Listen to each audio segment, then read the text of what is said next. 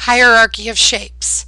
Hierarchy of shapes is basically a graphic organizer that shows the relationships of shapes based on their properties or attributes or characteristics, if you will. Here's a very basic hierarchy of shapes, specifically just shapes. We have two-dimensional shapes and three-dimensional shapes. And then we have a circle, square, and a triangle. A circle, square, and a triangle is a two-dimensional shape. That is a shape. But neither one of these can be a three-dimensional shape because they don't have the attributes to determine that they are three-dimensional shapes. Sphere, cube, and tetrahedrons are three-dimensional shapes, which are shapes. But neither one of those can be a two-dimensional shape either. Now let's take a look at this hierarchy of shapes of polygons. So we have our polygon, which is a closed figure with at least three sides.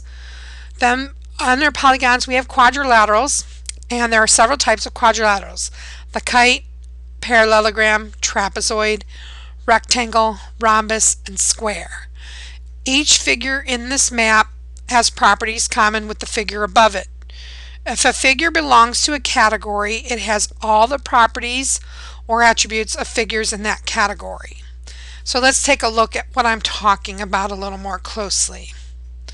So we have this hierarchy of shapes drawn in this circle format, if you will. We have the very outside oval being what contains all of our quadrilaterals. So in order to be inside of this big oval to be considered a quadrilateral, it would have to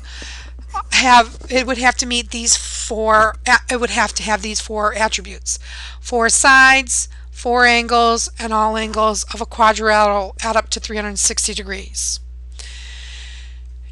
The trapezoid is a quadrilateral because it has four sides, four angles, and two sides are parallel. So it meets some of the attributes here: four sides and four angles. We did not say anything about sides as far as being a quadrilateral. So if we looked here, this shape here is a quadrilateral because it meets all the attributes here, but it's not a trapezoid because it doesn't have two sides that are parallel. Then we have this oval here that contain all the parallelograms. In order to be a parallelogram, it would need four sides, four angles, opposite sides need to be parallel, and opposite sides and opposite angles are congruent. Then we have the rhombus or rhombi. Rhombi is plural for rhombus. And in order to be a rhombus, it would need to have four congruent sides, four angles, and opposite sides are congruent. A rhombus is a parallelogram because it fits the attributes that are identified for a parallelogram. But a parallelogram cannot be a rhombus because the parallelogram does not have four congruent sides, but it does meet the other attributes of rhombus. So that means a rhombus can be a parallelogram, but a parallelogram cannot be a rhombus.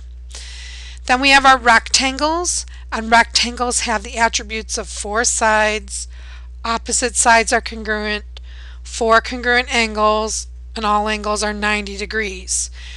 So in order to be a rectangle, it would need to meet all of these attributes. So a rectangle is a parallelogram because it meets the attributes listed for the parallelogram. But the parallelogram cannot be a rectangle because a parallelogram does not have four congruent angles and all angles are 90 degrees. The square has the attributes four congruent sides, four congruent angles, and all angles are 90 degrees. The square can be a rectangle, and it can be a rhombus, and it can be a parallelogram, and it can be a quadrilateral because the square meets all of the characteristics that are listed for each of those. However, a square cannot be a trapezoid because it does not meet the requirements for being a trapezoid where two sides are parallel, where the square needed to have four congruent sides. Now, A rectangle cannot be a square because the rectangle does not have four congruent sides. It does have four congruent angles and all angles are 90 degrees, but because it doesn't have that one attribute of four congruent sides, the rectangle cannot be a square. A square can be a rectangle because the square has four sides, opposite sides are congruent, it has four congruent angles, and all the angles are 90 degrees. So that's how this graphic organizer would help you in the hierarchy of classifying two-dimensional shapes, more in particular quadrilaterals. Here's another way of looking at it when we just talked about sides and angles, mostly parallel sides. And that quadrilaterals encompasses all of the shapes that are listed here. Trapezoids have only one pair of parallel sides, so they would be a quadrilateral, but they could not fit into the definition of parallelogram where they had to have two pairs of parallel sides. That's why the trapezoid is not considered a parallelogram, nor can a parallelogram be a trapezoid. Then we have our rectangles and squares and rhombuses in here, or rhombi. And that we know that a rhombus can be a parallelogram and a quadrilateral. Because of the attributes of four congruent sides, it meets those attributes of the parallelogram and the quadrilateral. The rectangle can be a parallelogram and a quadrilateral, but the rectangle cannot be a square. The rectangle cannot be a rhombus. And squares can be rectangles, squares can be rhombuses, squares can be parallelograms, and squares can be quadrilaterals, but squares cannot be trapezoids.